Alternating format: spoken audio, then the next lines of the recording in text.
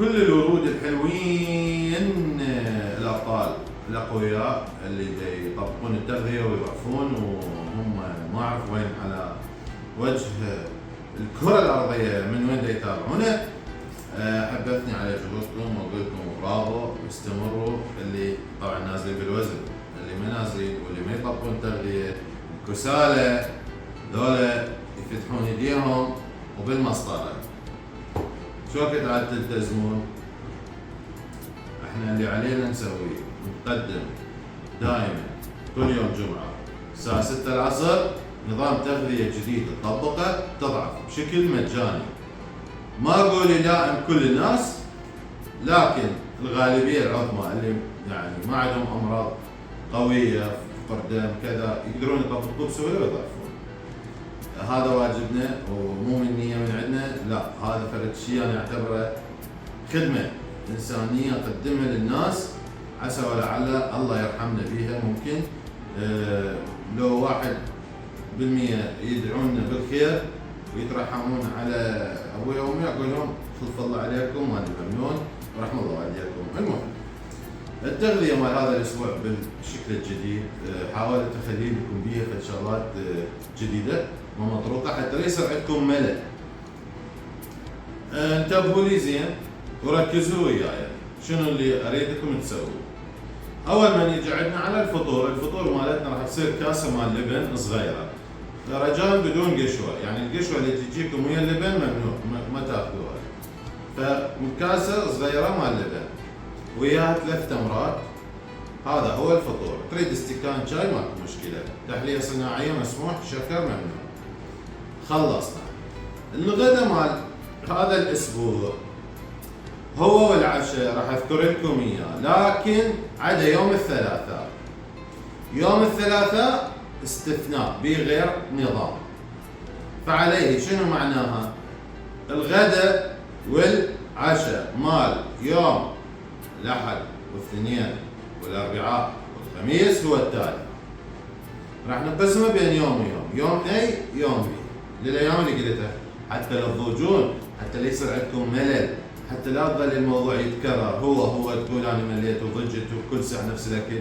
حاولت انه ادخل بيه شغلات انه صار لنا هواي مطاعم فيها. فعليه يوم A شنو يوم B شنو؟ الغداء.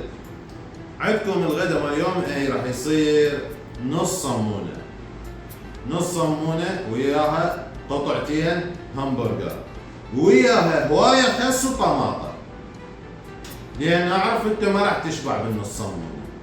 انت جايني من اكل ومعدتك فارشه تريد تعبيها، راجع من الدوام تعبان، ما اريدك تفلش الموضوع. فعليه شنو؟ راح نعطيك نص صمونه وقطعتين همبرجر. طبعا قطعتين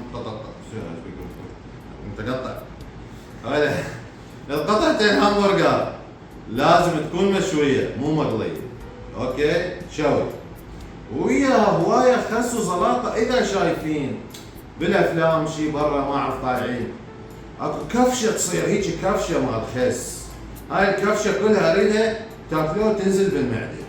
كفشه هيك كفشه صدق كفشه تصير، ما ادري شلون يسووها. وياها شرايح طماطم قطعتين همبرجر وبنص اللفه كلها خبز هيك تصير فد شيء راقم. هذا يوم A. يوم B شنو؟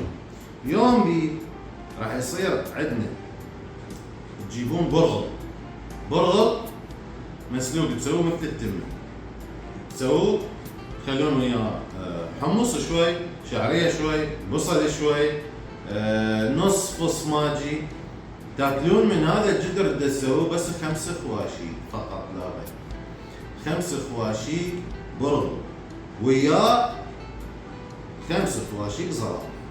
تشوفوا 5 ب5. هاي يوم A ويوم B كملنا الغداء. العشاء مال هذا الاسبوع عدا يوم الثلاثاء ارجع واكرر، العشاء هو شيء واحد ثابت، شوربة الخضار. يوميا راح تتناولون شوربة خضار على العشاء وياها تفاحة خضر، حتى ما ننسى دور الفاكهة. شوربة الخضار لا تجون تقولوا لي انا شنو اخلي خضار وهذا مسموح وهذا ممنوع. اي خضار عندك جيب وحط، كله ينفع. اي اي خضار فد شيء تصنيفه خضار جيبه وحطه بالشوربه. تمام؟ هاي خلص. سويت فقرة جديدة بالاسبوع هم ايضا حتى تطلعونا من الروتين والملل والضوجة واذا انت جوعان. قلنا شنو يوم الثلاثاء؟ شنو فكرة يوم الثلاثاء؟ يوم الثلاثاء الغداء مالتكم راح يصير لفة فلافل وياه عنبة والزلاطة تسيح بنصها، بس شنو زلاطة ام الخس مو ام الخيار، يعني ام الخس تصير اطيب، تصير يعني شوف الخساية من تجي باللفة مالت الفلافل يجي مقرمشة، تضيف قرمشة غريبة ويا التكسيبة مالت الفلفولاية ويا العنبة تدخل تركيب كيميائي يضرب بالبرعم مال التذوق مال اللسان، هيجي تقوم تسوي ما تعرف شو يصير. الخيار لا قوي يصير بالزلاطة مال الفلافل. المهم اللفة مال الفلافل شو وقت يوم الثلاثاء على الغداء تملوها زلاطة. العشاء مال هذا اليوم لين يعني اكلتوا انتو فلافل على الغداء فلازم شويه نكبس نقلل. العشاء مال يوم الثلاثاء برتقاله وتفاحه فقط. اتمنى يكون واضح، اتمنى ما عقدت الامور عليكم، اريد الشيء اسهل وبنفس الوقت يكون عليكم يعني نوعا ما ممتع، ما تضوجون من عنده، ما تتضاجرون انا داخل دايت وريجيم. احاول يعني هاي قدراتي وهاي امكانياتي، ان شاء الله بس تنال رضاكم وتستفادون ان شاء الله. تحياتي لكم واتمنى اشوفكم تطبقون اكثر وتنزلون بالوزن اكثر. تحياتي لكم ولكم. تشاو.